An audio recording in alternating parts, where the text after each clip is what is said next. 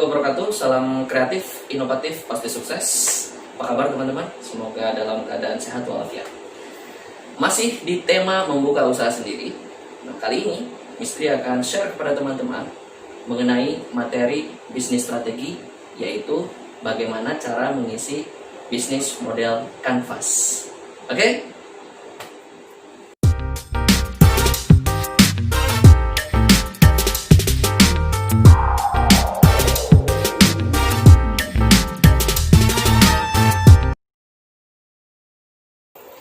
Oke, sekali lagi sebelum masuk ke dalam materi bisnis model Canvas, saya akan sedikit mereview atau menjelaskan mengenai input dan output analisis, khususnya dalam bidang usaha atau bisnis, karena kita sedang belajar kewirausahaan toh. Jadi yang saya akan jelaskan adalah tentang sirkulasi, bagaimana barang dan jasa itu bisa sampai ke konsumen dan dikonversi menjadi uang, bisa masuk dan berputar terus-menerus.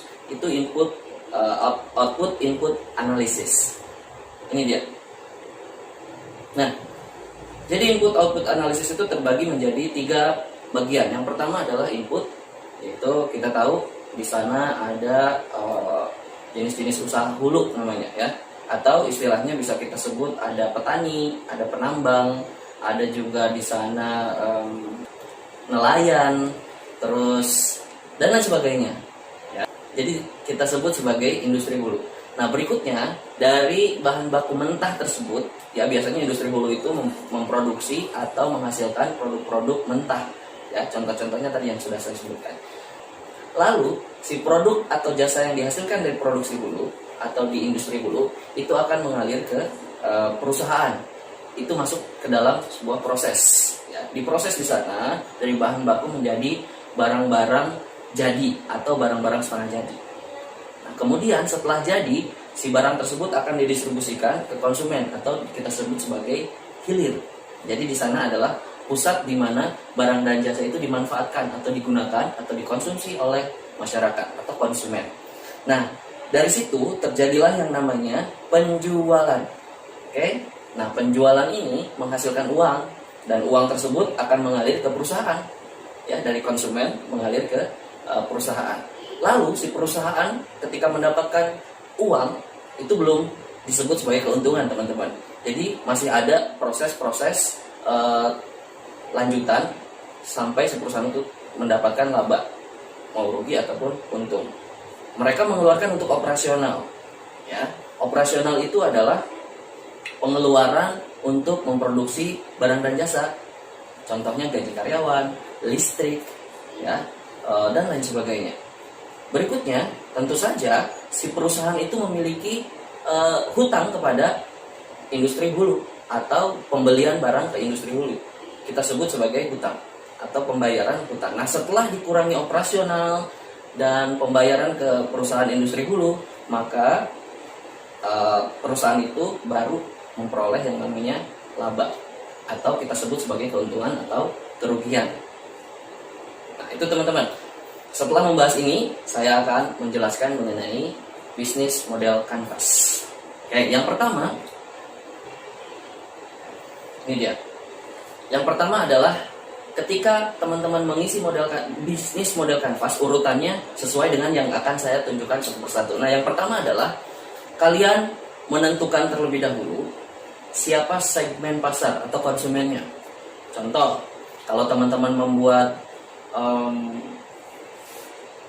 alat-alat olahraga seperti sepatu, celana training, baju training, sampai ke topi dan sebagainya, berarti segmentasi pasar teman-teman adalah orang-orang yang suka olahraga ataupun atlet olahraga tertentu. Oke, umurnya berapa? Ya nanti ditentukan saja olahraganya untuk anak kecil, dewasa, atau orang-orang tua. Itu teman-teman ya. Jadi teman-teman harus menentukan dulu segmentasi pasar. Yang kedua, setelah teman-teman menentukan segmentasi pasar, teman-teman harus men-state atau menuliskan di kolom berikutnya adalah value proposition. Nah, di situ teman-teman menuliskan mengenai kelebihan produk kalian. Kira-kira produk kalian itu bedanya apa sih dengan produk-produk yang ada di pasaran? Ya, keunggulannya apa sih yang membedakan dengan produk-produk yang ada di pasaran?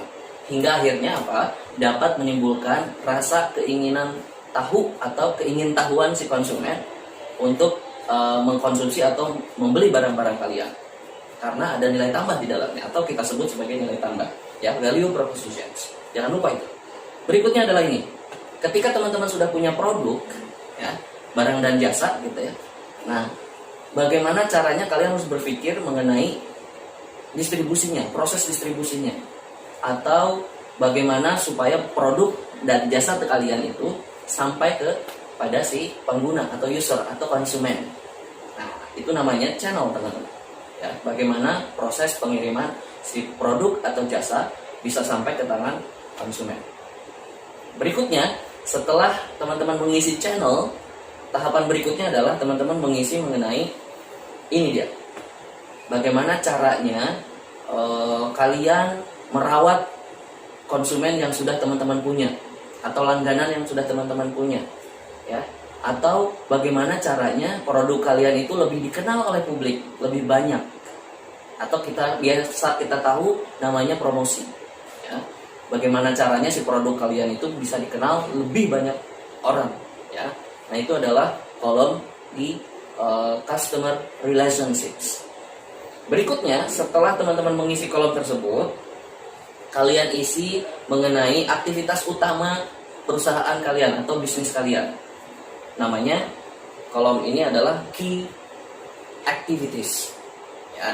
Jadi teman-teman mengisi mengenai aktivitas utama perusahaan kalian apa sih, gitu ya. Tolong diisi di sini. Nanti setelah ini saya akan memberikan contoh bagaimana mengisi setiap kolom-kolom tersebut. Berikutnya, kolom berikutnya yang harus kalian isi, jadi ini harus berurutan ya teman-teman ya. Berikutnya ada key resources. Jadi di sini diisi oleh kalian mengenai sumber daya perusahaan kalian.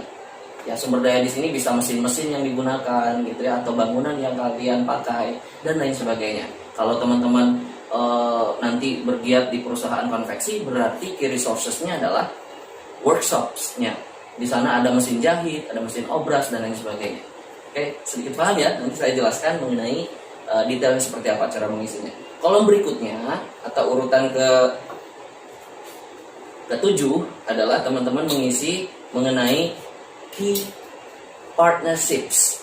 Tentu saja teman-teman membutuhkan di sini yang namanya supplier dong. Ketika teman-teman tidak mampu untuk memproduksi kain sendiri, otomatis teman-teman butuh orang lain yang menyuplai kain kepada kalian kalau jenis usaha atau bisnis kalian di bidang fashion. Ya, kalau bidang makanan berarti teman-teman butuh supplier yang menyuplai makanan kepada tempat kalian. Kalau kalian belum mampu memproduksi makanan itu sendiri atau ke industri hulu istilahnya ya. Key partnerships. Ini tidak masuk ke dalam perusahaan kalian ya. Di sini adalah sebagai partner teman-teman dalam menjalankan usaha atau bisnis kalian. Nah, diisi di situ siapa saja orang-orangnya atau unit-unit bisnisnya yang terkait kepada perusahaan kalian. Nanti saya kasih contohnya. Kolom berikutnya, hampir terakhir nih, kolom ke-8, namanya adalah revenue streams. Ya, revenue itu pendapatan, stream itu aliran.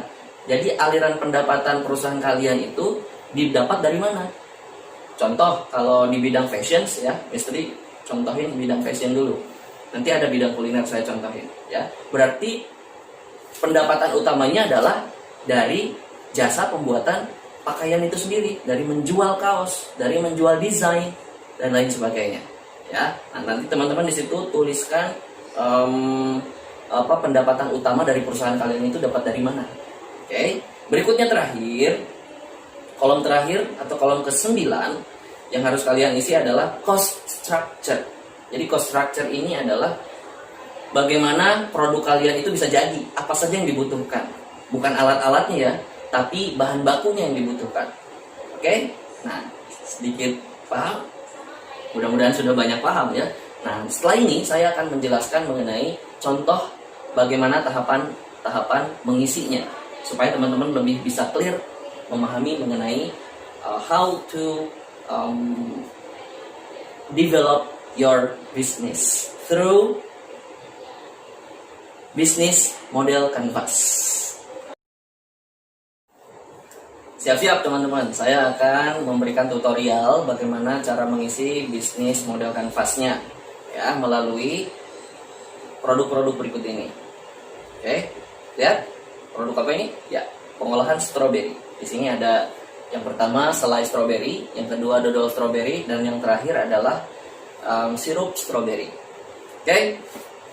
Jadi tahapannya sebenarnya harusnya teman-teman merancang terlebih dahulu baru membuat produk. Ini contoh saja ya teman-teman. Jangan dilakukan bikin produk dulu baru bikin bisnis model kanvas. Nggak boleh seperti itu. Tapi tahapannya buat dulu bisnis model kanvas baru realisasikan ke dalam sebuah produk. Oke, baik.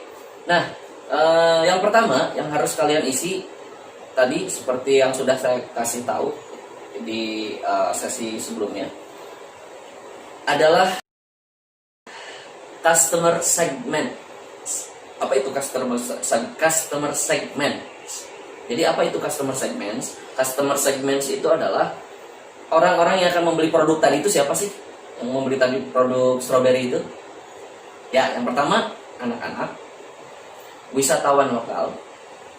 Yang ketiga adalah orang-orang yang menyukai makanan-makanan sehat. Yang keempat adalah restoran dan kafe. Nah, itu adalah contoh-contoh customer segment pada produk yang tadi saya tunjukin atau pengolahan strawberry. Yang kedua, ya, value propositions. Apa sih kelebihan produk tadi? Ya, jadi kelebihan produk tadi adalah strawberry 24 nama mereknya. Saya buat seperti itu, ya, sebagai produk sebagai produsen atau perusahaan saya atau perusahaan pengolahan stroberi tersebut adalah sebagai produsen cemilan sehat berbahan dasar buah stroberi segar yang dipetik langsung dari kebun para petani. Jadi itu yang membedakan antara produk saya, ya, produk pengolahan stroberi saya dengan produk-produk yang lainnya. Juga kelebihan dari produk ini adalah meningkatkan daya saing produk oleh-oleh Kota Bandung. Jadi selain memakmurkan para petani gitu ya, mereka tidak perlu capek-capek menjual ke kota. Jadi kita ambil, kita olah menjadi produk unggulan di kota tersebut. Berikutnya setelah value propositions adalah channel. Ya, bagaimana teman-teman sudah tahu apa itu channels. Jadi bagaimana si produk ini bisa nyampe ke mereka, ke konsumen. Yang pertama, penjualan melalui e-commerce. Atau e-commerce itu adalah seperti apa namanya, Bukalapak, Tokopedia atau marketplace online.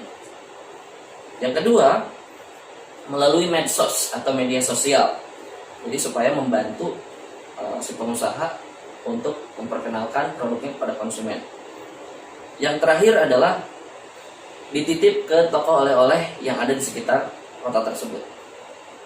Nah, itu mengenai channelsnya. Di kolom berikutnya, customer relationships, bagaimana cara mempertahankan para pelanggan, gitu ya. Biasanya diselenggarakan diskon dan promo ke toko oleh-oleh. Jadi kita buatkan banner, ada diskon khusus atau promo-promo tertentu, bisa beli 1 dapat 2, beli 2 dapat 3 atau 4 dan sebagainya. Lalu kita selenggarakan di sosial media juga program-program giveaway yang lagi keren nih, happening saat ini. Ya, itu akan membantu tingkat loyalitas para pelanggan kepada produk tersebut.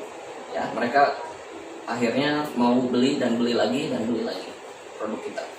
Kolom berikutnya adalah key activities. Tentu saja aktivitas utama dari produk tadi, dari usaha produk tadi adalah membeli hasil panen dari para petani. Itu yang pertama. Karena kalau nggak beli hasil panen dari mana lagi gitu ya? Karena kita tidak menanam sendiri. Kita berusaha untuk memakmurkan para petani dari petani stroberi itu sendiri. Yang kedua adalah mengolah stroberi segar menjadi produk olahan. Nah, 2 kunci aktivitas itu merupakan aktivitas utama dalam perusahaan pengolahan produk stroberi tadi, ya, atau key activities dari perusahaan tersebut. Berikutnya, key resources. Tentu saja key resources pada perusahaan ini membutuhkan lahan tani stroberi, ya, itu yang harus kita rawat betul, ya. Berikutnya adalah alat pengolahan standar makanan sesuai dengan protokol yang ditentukan oleh badan terkait, gitu ya, pengolahan makanan itu sendiri. Jadi itu key resources yang dimiliki oleh usaha pengolahan bisnis strawberry 24 ini. Ya. Kolom berikutnya, key partnerships. Siapa saja sih key partnersnya? Ya, orang-orang yang terlibat secara di luar perusahaan, secara tidak langsung. Yang pertama adalah tentu saja petani stroberi. Ya, petani stroberi bukan karyawan kita. Karyawan kita hanya pengolah dari si produk stroberi tersebut. Sedangkan petani stroberi adalah partner dari perusahaan kita. Berikutnya ada para pengepul stroberi gitu ya. Itu juga menjadi key partnership dari perusahaan pengolahan stroberi ini. Lalu pemilik toko oleh-oleh, ya, di sekitaran kota tersebut, itu juga sebagai partner dari perusahaan kita. Berikutnya, hampir terakhir nih, revenue streams, ya, pendapatan utama perusahaan Strawberry 24 ini tentu saja satu, penjualan dari produk selai, ya, tadi seperti yang di awal, ada dodol dan ada sirup yang terbuat dari stroberi. Yang kedua adalah kunjungan wisata ke tempat produksi kami atau Strawberry 24. Jadi orang-orang yang berkunjung ke tempat pengolahan kami pun itu berkontribusi, perusahaan kami mendapatkan pendapatan di situ, ya. Jadi ada orang yang belajar, kunjungan edukasi, itu juga kita mendapatkan perolehan revenue streams untuk perusahaan kita. Terakhir, cost structures, apa saja yang dibutuhkan untuk langgengnya perusahaan ini terus berproduksi. Yang pertama adalah tentu saja bahan baku, ya, buah stroberi segar dari para petani, itu kan kita perlu mengeluarkan biaya untuk memperoleh itu. Berikutnya gaji pegawai setiap bulan, ya. Proses pengolahan produk tentu saja membutuhkan biaya-biaya teman-teman, ya. Ya, mulai dari pembersihan terus sampai ke pengolahan sampai packing dan sebagainya itu membutuhkan cost structure juga. Biaya marketing itu pun membutuhkan cost atau pengeluaran, ya, baik di sosial media atau website dan lain sebagainya, transportasi dan lain-lain. Dan terakhir, biaya kemasan atau packaging itu sangat dibutuhkan untuk dalam produksi olahan stroberi 24 itu sendiri. Nah, ini teman-teman sudah utuh bagaimana cara mengisi bisnis model Canvas. Mudah kan? Sangat mudah. Nah, teman-teman kan sudah punya konsepnya nih masing-masing. Saya challenge untuk teman-teman merealisasikan atau membuat draft dari konsep bisnis yang kalian punya, dimasukkan ke dalam atau didetailkan ke dalam bisnis model Canvas. Bisa ya teman-teman ya? Oke. Baik. Itu penjelasan singkat dari saya mengenai bisnis Canvas model. Mudah-mudahan dapat memberikan gambaran kepada teman-teman mengenai bagaimana cara mengisi bisnis Canvas model. Mudah ya, mudah-mudahan. Walaupun panjang lebar, tapi teman-teman dapat mengambil kesimpulan bahwa lebih sederhana dibanding dari proposal bisnis yang berlembar-lembar tentu saja, ya. Teman-teman bisa menggantinya kapanpun, dimanapun, dan mengisinya kapanpun, dimanapun. Mudah-mudahan bermanfaat untuk teman-teman semua. Di suatu hari nanti, you will need it, ya, karena saat ini perusahaan-perusahaan besar menggunakan itu dalam pengembangan inovasi produk mereka. Terima kasih teman-teman telah menyimak pemaparan panjang lebar dari saya mengenai materi ini. Mudah-mudahan teman-teman bisa lebih kreatif, inovatif, dan pasti sukses. Terima kasih. Wabillahi taufiq wal hidayah. Assalamualaikum warahmatullahi wabarakatuh.